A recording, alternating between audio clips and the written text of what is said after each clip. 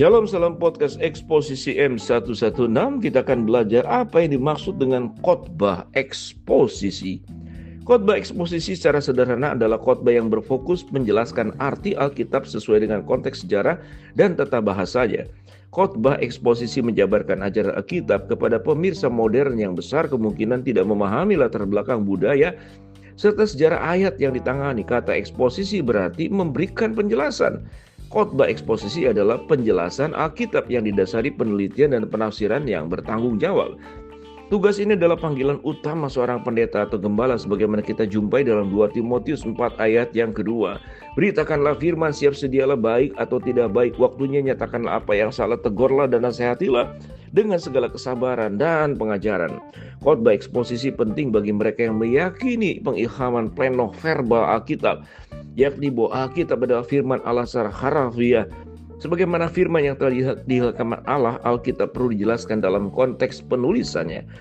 Jika kita membaca Mazmur 119, mengingat bahwa Alkitab diilhamkan Allah 2 Timotius 3:16, maka cukup jelas memahami betapa pentingnya khotbah eksposisi ini. Dalam Mazmur 119 tampak berbagai sifat firman Allah. Namun pasal ini menekankan betapa pentingnya mengenai ajaran Alkitab serta maknanya yang menjadi tujuan dari khotbah eksposisi. Jika kita tidak memahami Alkitab, kita tidak mungkin mentaatinya dan tidak mungkin menjadi pelita bagi kakiku dan terang bagi jalanku. Mazmur 119 ayat 105, tujuan dari khotbah eksposisi adalah menyampaikan secara tepat apa yang tertulis dalam Alkitab.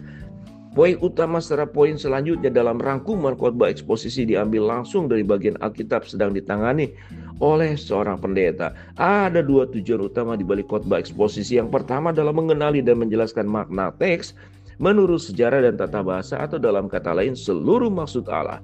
Inilah pesan yang diilhamkan Allah bagi pendengar perdananya. Tujuan yang kedua berhubungan dengan yang pertama, membantu orang menerapkan kebenaran yang diajarkan dalam perikop tersebut ke dalam kehidupan mereka. Beberapa orang menyepelekan khotbah eksposisi karena menganggap kurang relevan bagi kebutuhan jemaat modern. Tetapi harus diingat bahwa firman Allah hidup dan kuat, lebih tajam daripada pedang bermata dua manapun, yang menusuk amat dalam sampai memisahkan jiwa dan roh, sendi-sendi dan sumsum. Ia sanggup membedakan pertimbangan dan pikiran hati kita. Ibrani 4:12. Kuasa merubah hati yang dampaknya merubah hidup hanya dapat ditemukan dalam firman Allah yang dikaryakan oleh Roh Kudus. Gaya berkhotbah yang baik tidak cukup merubah kehidupan seseorang, meskipun ada tempatnya bagi khotbah berdasarkan topik. Prioritasnya seharusnya hanya dengan pelengkap khotbah eksposisi, bukan menggantikannya.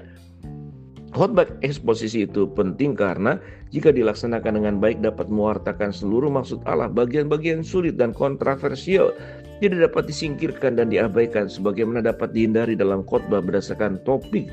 Orang yang bereksposisi menangani apa yang tertulis ayat demi ayat, pasal demi pasal, kitab demi kitab. Khotbah eksposisi menjaga supaya ayat tidak dicabut keluar dari konteksnya, dan gembala yang setia harus mengulas isu-isu yang sukar.